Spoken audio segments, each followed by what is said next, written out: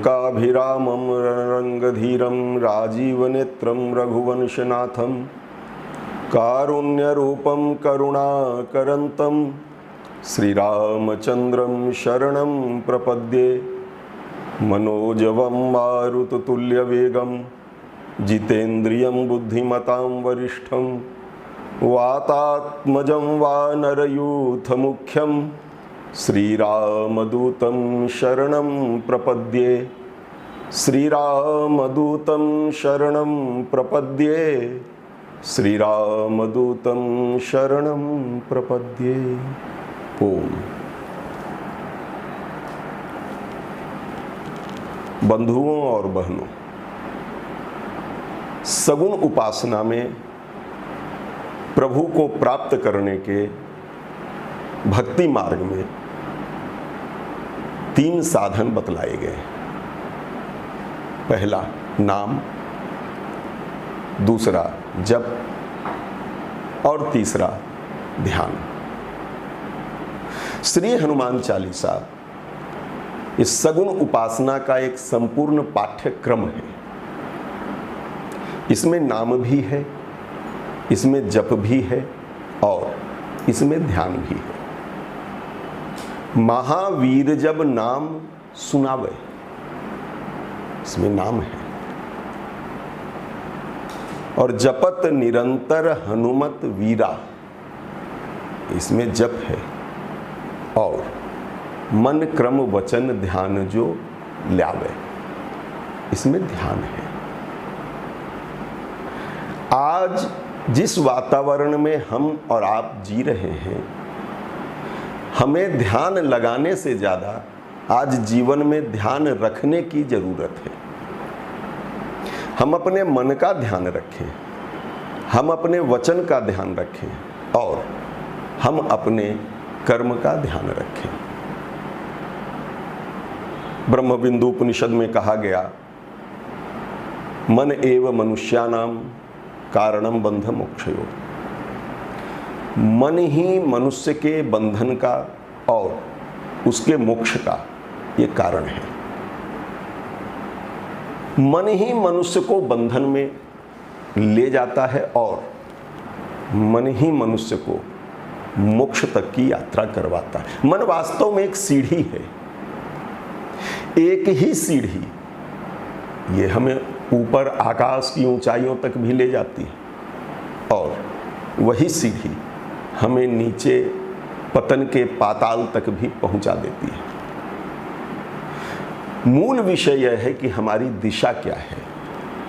हम ऊपर की ओर यात्रा कर रहे हैं या हम नीचे की ओर यात्रा कर रहे हैं। कृष्ण का संदेश लेकर उद्धव जब गए थे गोपियों के पास और निवेदन किया था कि आप ज्ञान मार्ग का उपदेश मुझसे ग्रहण करें, तब गोपियों ने बहुत भाव से निवेदन किया था, ऊधो मन न भय 10-20, एक हुतो जो गयो श्याम संग को अपराध है ईस। एक ही मेरा मन था, जो मन श्याम के साथ चला गया।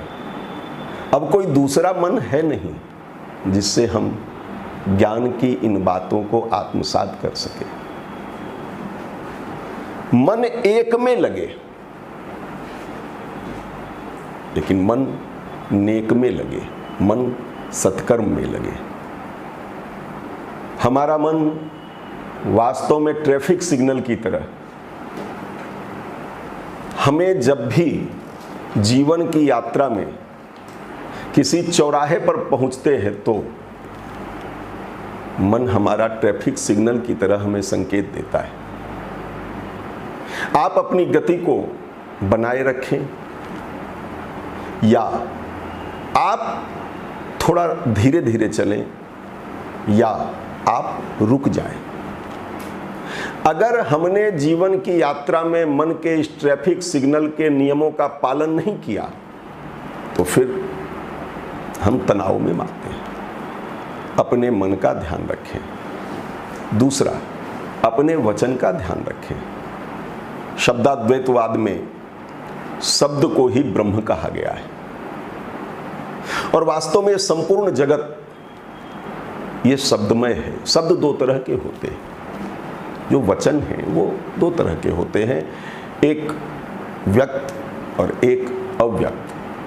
कहे गए वचन और सोचे गए वचन जब वो सोचे जाते हैं तब सूक्ष्म रूप में होते हैं, और जब वो कहे जाते हैं तब वो स्थूल रूप में होते हैं। वास्तव में एक विशिष्ट क्रम में जब अक्षरों और शब्दों को संयोजित किया जाता है तब मंत्र का रूप ले लेते हैं। 24 अक्षरों और 9 शब्दों का एक विशिष्ट क्रम में जब संयोजन किया जाता है तो भारतीय सनातन परंपरा का आदि मंत्र वो गायत्री मंत्र, उसका आविर्भाव होता है। हम क्या कहते हैं, हम क्या सोचते हैं, इसका प्रभाव संपूर्ण जगत पर पड़ता है। एक छोटा सा उदाहरण, कभी कभी हम ऐसा सोचते हैं कि हम अपने अमुक मित्र को, परिचित को, संबंधी को फोन करें, और जैसे ही हम अपना फोन उठाते हैं, नंबर लगाने ही वाले थे तब तक जिनको हम फोन मिलाने वाले थे उनका फोन आ जाता है। जिस क्षण हमने यह विचार किया कि हम अपने अमुक मित्र को, परिचित को, संबंधी को फोन करें, ठीक उसी समय वही विचार उस मित्र, परिचित और संबंधी के मस्तिष्क पर भी यह जगत प्रेषित करता है। और इसलिए हम क्या बोलें, हम कैसे, श्री हनुमंत लाल जी जो कुछ बोलते हैं वो ध्यान में रखते हैं कि हमारे वचनों का सुनने वाले पर क्या प्रभाव पड़ेगा। जब माँ अशोक वाटिका में थी और श्री हनुमंत लाल जी माँ के सामने बैठकर प्रभु श्री राम के बारे में माँ जानकी को बतला रहे थे। बाबा तुलसी कहते हैं, रामचंद्र गुण बरणे लागा, सुनत ही सीता कर दुख भागा। श्री हनुमंत लाल जी ने जब प्रभु श्री राम के चरित्र का वर्णन माँ जानकी के समक्ष करना प्रारंभ किया, सुनते ही सीता जी का दुख भाग गया। लेकिन वही श्री हनुमंत लाल जी जब प्रभु श्री राम के पास माँ की दी हुई चूड़ामणि लेकर आते हैं और प्रभु को सीता जी की अवस्था के बारे में बतलाते हैं, कृष्ण शीस जटा एक बेनी, जपत हृदय रघुपति गुण श्रेणी, निज पद नयन दिए मन राम पद कमलीन, परम दुखी भा पवन सुत देखी जानकी दीन। तो परिणाम क्या होता है? परिणाम यह होता है कि सुन सीता दुख प्रभु सुख अयना, भरी आए जल राजीव नैना। वही श्री हनुमंत लाल जी के वचनों को सुनकर माँ जानकी के हृदय से दुख भाग जाता है, और उन्हीं हनुमंत लाल जी के मुख से वचनों को सुनकर प्रभु श्री राम की आंखों में आंसू आ जाते हैं। हमारे वचन कैसे हों? भरे दरबार में दिग्विजयी रावण सबके सामने श्री हनुमंत लाल जी को जो अतुलित बलधामम है उनको सठ कहता है, मूर्ख कहता है, निर्लज्ज कहता है। लेकिन श्री हनुमंत लाल जी रावण से भी बहुत संयमित, बहुत आदर की भाषा में वार्तालाप करते हैं।